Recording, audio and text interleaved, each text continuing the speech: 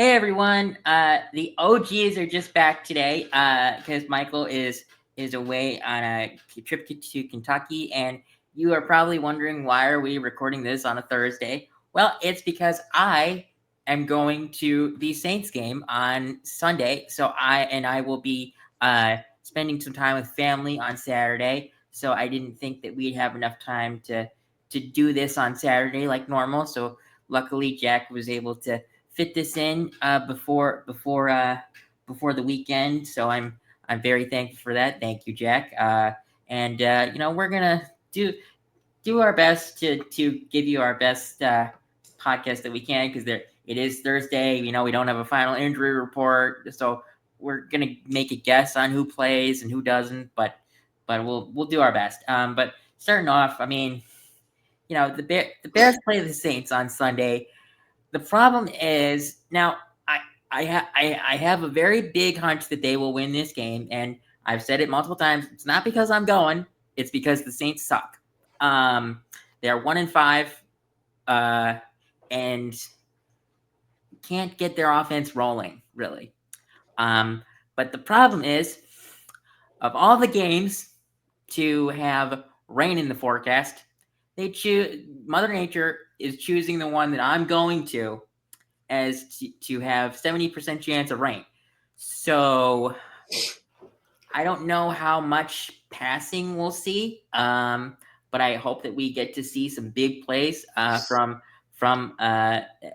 Caleb and this offense, and we will actually be talking about that early or later on in the podcast. But like.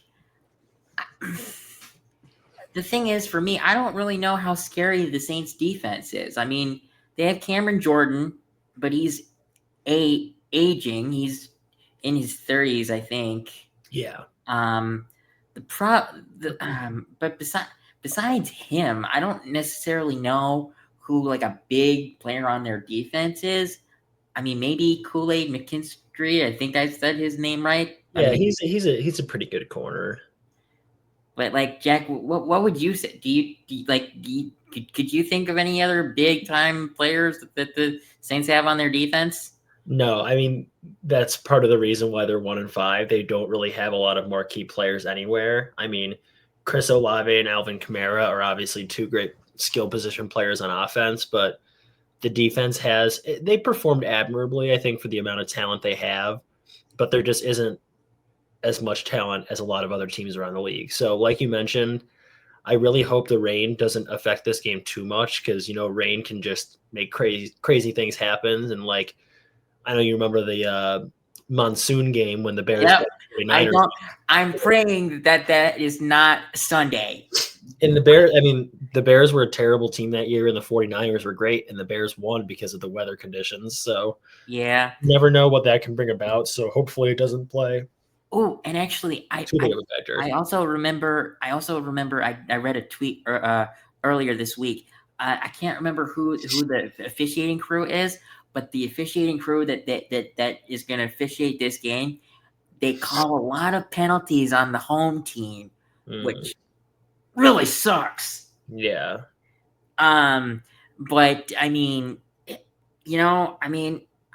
I'm just excited to go to this game with my father because I mean I've gone to training camp with him. I've gone to training camp. I've gone to the Hall of Fame with him. But the one thing that we haven't done yet is go to a game. And I mean, if I can actually sit in our actual seats, which is right behind the goalpost of the north end zone, I believe.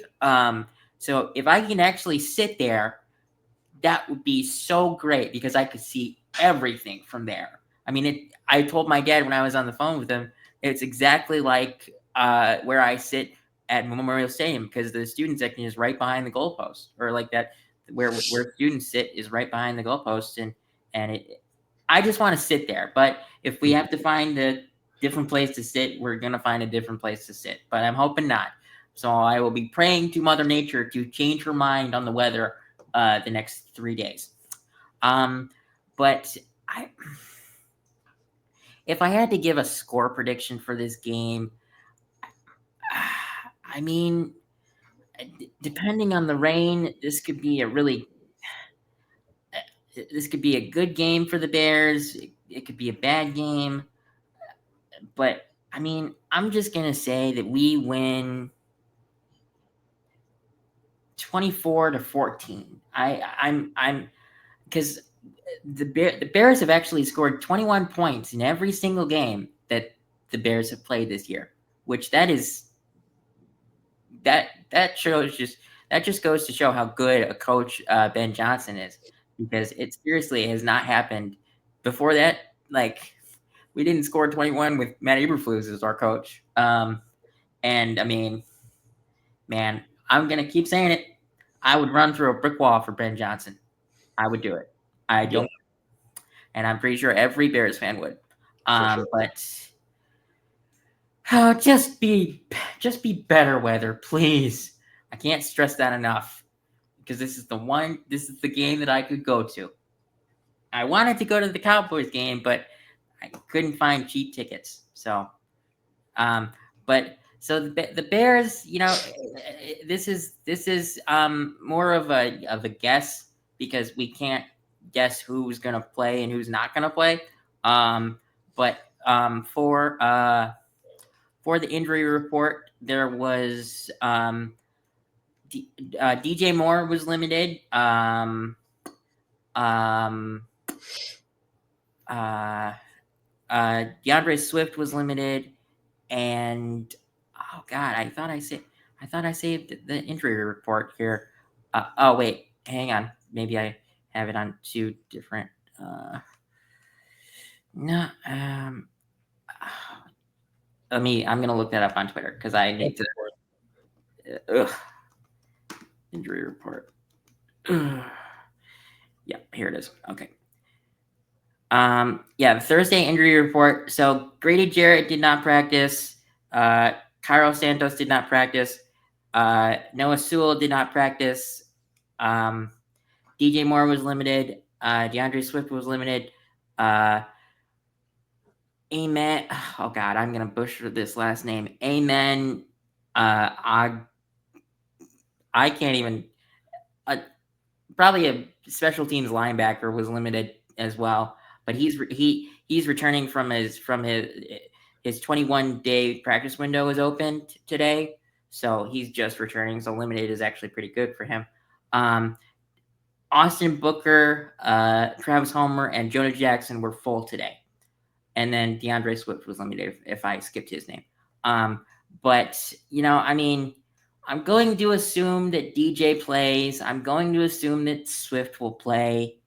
I don't know about Santos or Jarrett, but Jarrett could play on one day of practice. But him having DNPs for the last 2 weeks isn't good. I mean, the first 3 weeks he did basically play on one day of practice for those 3 weeks, but I don't like that he's not practicing right now. But what are your thoughts on that? And who do you think plays and doesn't play? Yeah, I think you had a pretty good assessment. The Grady Jarrett thing, though, I do agree with you. Like, with those veteran guys, you do see a lot of DNPs early in the week, but because he's missed games now and they had a bye week, I think you'd like to see him practice at least Thursday, Friday, if you are going to expect him to play on Sunday. Mm-hmm. So that is definitely a little bit troublesome.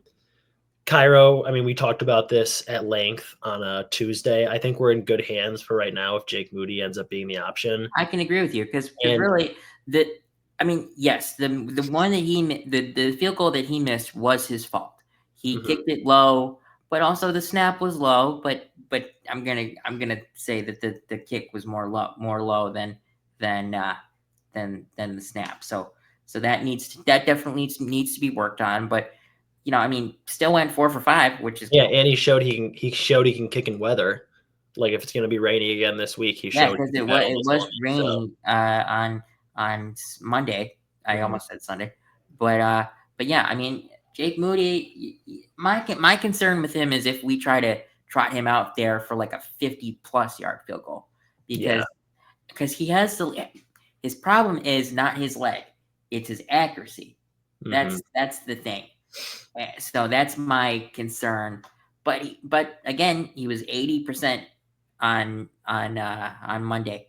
So I mean, I I'm comfortable with Moody if he has to play one or two more games. But Ben Johnson did say that when Cairo is healthy, he will be the starter at kicker. So Yeah. um, and then while I was surfing through Twitter to make topics for today, this one came up, and the Bears are producing very big plays under Ben Johnson. I actually saved it on my Twitter so I can remember the stat. So the stat is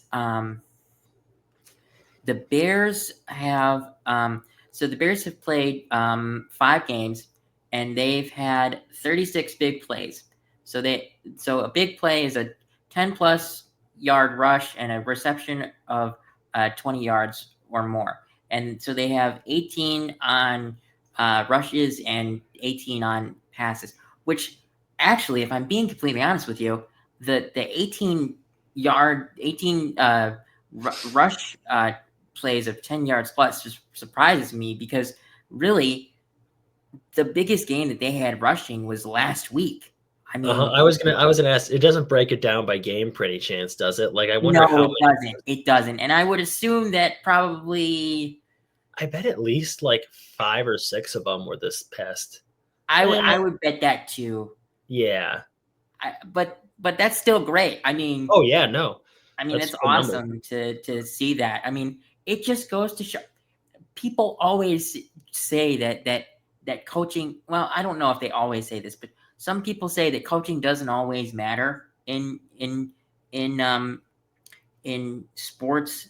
What matters is your roster. But Ben Johnson is literally showing that coaching matters, because we had terrible coaching last year and won 5 games, which honestly probably should have only won 3. I mean, we lucked in a couple wins last year, um, but Ben Johnson is showing that. I mean, in his first 5 games as head coach for the Bears, they have scored 21 plus points, which it took other Bears teams long times to do that. I mean, and to score 21 points in your first 5 games as a rookie head coach, that most likely means you're going to be successful, and that is awesome to hear. Mhm. Because I mean, we need a successful head coach, and there's a little snippet that's not Bears related, but I want to mention this. The the, the Titans fired Brian Callahan this uh past Tuesday, or was it? Yeah. No, it had to have been either late Tuesday or Wednesday, because we didn't talk about it when we recorded Yeah, on we Tuesday. didn't talk about it, but I feel like we need to talk about it. I mean, it always goes this way when a team gets the first overall pick. If they stick with the coach, they the ownership is always like, okay, we'll let you choose your quarterback, but if you can't fix it, you're out. Like, I mean, so, but here's the thing. So when a football team has has the first overall draft pick, there's 3 things that you need to understand, that you need to trust. You need to trust the ownership, you need to trust the head coach, and you need to trust the GM. Personally, I think I can trust Mike Borgonzi, because he came from a successful organization with the Kansas City Chiefs. But I don't know, we don't know who the next head coach is going to be yet, because they can't announce that until the end of the season. The interim is who's the Mike interim McCoy. for Mike Mike who McCoy. Mike McCoy, and he was like a senior offensive Yeah, he assistant. was the Chargers head coach in the early 2010s for a couple years. Mm. From what I gather, Chargers Twitter hates him, so I don't think he was very good. But I mean, So the person that I am questioning who they need to trust is can the next head coach trust the ownership?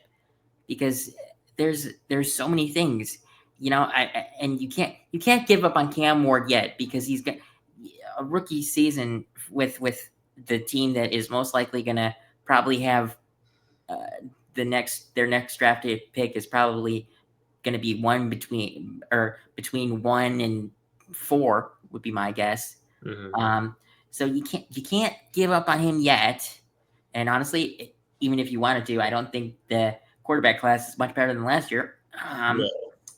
No. So it's going to be interesting to see who's on the short list for their next head coach hire. I think I read somewhere that I think Joe Brady's probably going to be the popular choice until. Joe Brady's on the list. Mike McCarthy's on the list. Yeah, I saw that. Arthur Smith is on the list, and I think he's on the list because of the fact that he's been there. I Yeah, don't necessarily know if it's going to be a great choice. But another thing, another name that we actually both know very well is Matt Nagy. That would be interesting because Mike Borgonzi worked in KC and Matt Nagy has been in KC for a while. But here's the thing, with Matt Nagy going back to KC to be an assistant coach or an offensive coordinator or whatever his role is, even if he leaves to be a head coach again, uh, Andy Reid is going to tell him the same thing that he told him when he left for Chicago. I'm not giving you any of my assistants. You have to make your own staff. It's not you can't steal my coaches. Which honestly, I think is a little wrong. I think you should. I think if you want someone to be a successful coach, you need to give them the ability to grab a few people they know, not yeah, and necessarily. especially if it's going to be a promotion for them. Yeah, not necessarily say you can take whoever you can take whoever you want, but give them like maybe 2 to 3 coaches that you want to be happy if they got a promotion. I mean that's what I would do if I was running a NFL organization or as a head coach. It's what Dan Campbell did. Yeah, Dan Campbell let Ben Johnson and Aaron Glenn take a couple assistants. Antoine Randall L. Antoine Randall L. and JT Barrett for the Bears, and for the Jets, even though it's not looking good right now, he let Aaron Glenn take Teron Eggstrand, the Jets offensive coordinator, and then I think 2 guys on defense. I can't remember. No idea, honestly. I don't know who the other guys were for Aaron Glenn, but again, we don't really. That doesn't really apply to us. So it's going to be interesting who the next head coach of the Titans is. Sorry that's not Bears related, but it was probably the news of the week in the NFL world. So I feel like we had to throw that in a little bit. So, but next topic is more of just a fun thing. So I saw this tweet when I was making the topics that we were talking about. So the guy on Twitter said that this shouldn't be a trap month for the Bears. And just so I don't get in trouble for using someone else's tweet, the tweet came from at JakeB30, and the tweet said the Bears have played 4 top 12 offenses in scoring out of 5 games. The Lions, Dallas, Commanders, and the Vikings. The Lions are ranked second. The Dallas Cowboys are ranked third. The Commanders were ranked 7th, and the Vikings are ranked 12th. And he also said they play 3 bottom 6 scoring O's and 3 bottom 10 scoring D's in the next 4 games. And those next 4 games are the Saints, the Ravens, the Bengals, and Giants. And personally, I think we could come out of this 3-1. I personally believe that. The loss is going to be to the Ravens because most likely they will have Lamar back after their bye, and Lamar is just too dangerous. the thing I'm concerned about with these 4 games is how do we stop Cam Scatterboo against the Giants? Because Cam Scatterboo is, I'm gonna use a phrase that Kyle Brandt uses a lot. He's an angry runner. I mean, that dude does not go down on the first tackle. If you guys have watched the Adam Sandler version of The Longest Yard, Steve Steve Cold Steve Austin plays the one of the security guards for the prison and is the tailback, and he just bulldozed over people. And I mean, he's a lot like Cam Scatterboo in the movie. Jack, have you seen that movie? Or I have, yes. so hopefully some of you guys know who I'm referring to. But and I mean that's immediately who I thought of when I see Cam Scatterboo run. Man, it would be awesome if we drafted him. I know. And we had many chances. We had like 3 chances to draft him. I know. I wouldn't have necessarily took him in the second.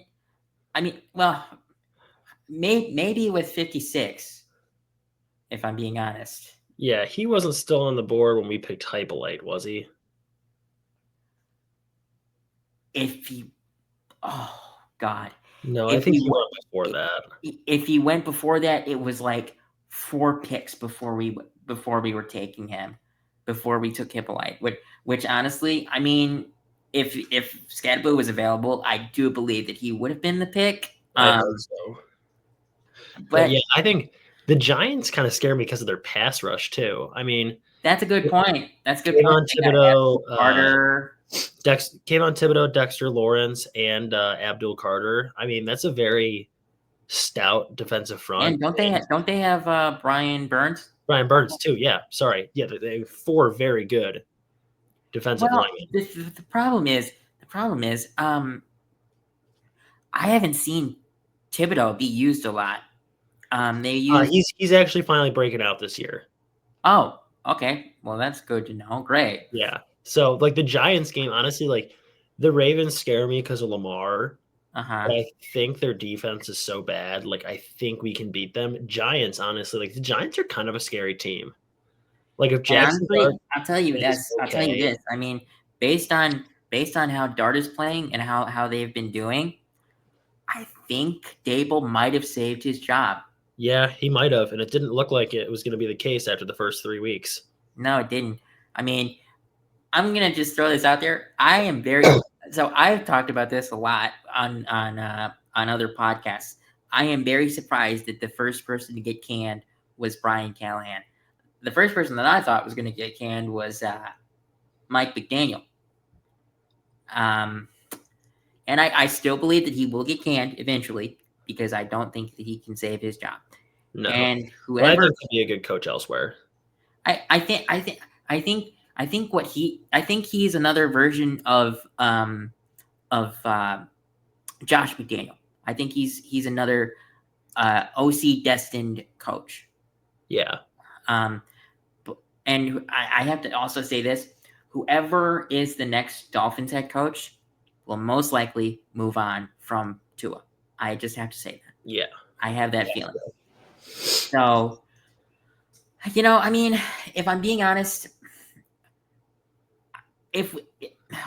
so the next 4 games, I'd like to come out 3-1, but if we come out 2-2 and our 2 losses are to the Ravens and somehow the Giants, I wouldn't be that upset. I mean, if we'd be we're 3-2 right now, so we'd be 5-4. I mean, that's still good for a first year head coach who has definitely been more successful than any head coach that we've seen in the Bears history, besides probably Mike Ditka and Nagy year one. But after that, I mean, it's a slim list. So the last topic that we're gonna talk about is what we'd like to see in the game. And I'm just gonna reiterate this. I would love to see a dry game, but it's not gonna happen because it says 70% chance in the forecast.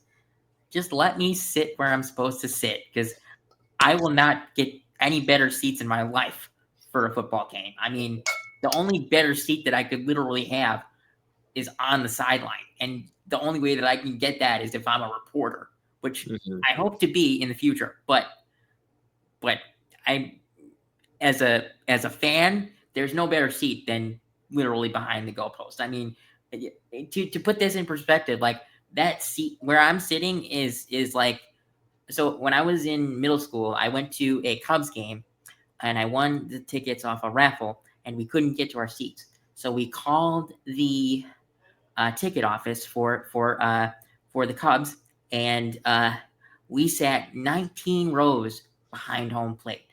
I could see everything from there. It was Mhm. awesome, and that and where we're supposed to sit on Sunday, I'd be able to see everything. But here's the thing: it's also supposed to only be like in the high 50s, Mm. and I can't believe I'm about to say this, but I might need to wear a sweatshirt underneath my jersey to stay warm, which Yeah. I have never done before. So that's going to be interesting. That's going to be very interesting for me. And I'm going to probably come home from that game either drenched in rain or drenched in sweat. Probably both, actually. Um, but in terms of what I want to see in terms of plays. I'd love to see a couple big plays, but again, with the rain, we'll see how that goes. I don't know how that's going to go. Um, I want to see I want to see more of the run game that we saw last week. I want to see that, because I mean, it looked great last week, and that was the first time that we've gotten 100 yards rushing before. And I just I want to see. Most importantly, I want to see a win, because we should not lose to the Saints. They do not look good. If we lose to the Saints, I'm gonna be mad because I went to the game that we lost in, and I'm gonna be mad because this is the game that we should win. But what do you want to see, Jack? Yeah, this is something Michael kind of touched on Tuesday. I want to see more turnovers, which we've been doing a really good job at. But when we get turnovers this week, I want to see us convert them to touchdowns. I Uh, want to see this that too. this is a good game to get on track and get the offense going. I think the defense should continue to play well, turn the ball over, especially with the weather. So hopefully the Bears can convert stuff into touchdowns, and hopefully we I mean, we've been scoring consistently over 21, but we haven't really had that breakout game. The Cowboys, we obviously did very, very Yeah, well. I don't know. I don't know if you could. I don't know if you could count that, because it was against our previous head coach. So we Yeah, probably had so I feel we like had a this we is a had an good game. insight on how to beat his defense, because we went up against his defense for Mhm. 4 years. Yeah, so this should be a good opportunity for the Bears to get even more on track than they've already been. So hopefully, at least, I mean, I'd love to see a 10-point win. I'd love to see one that isn't coming down to the last second again. Yeah, so I gave my score prediction. I think I said 24 4 to 14. I think 24 you to said. 14. Yeah, I'll go with we'll be bold. I'll go with 27 to 27-13. Okay, so you think we win by 2 touchdowns, Yeah. and I said we win by 10. So Yes. not too much of a difference, No, but I no. mean, what is the? Let me check. Let me It's check. 5.5. It's 5.5. At least that's what it opened at. Bears are 5.5 point favorites. Which, if I'm not mistaken, this is the first time that they're actually favorites, right?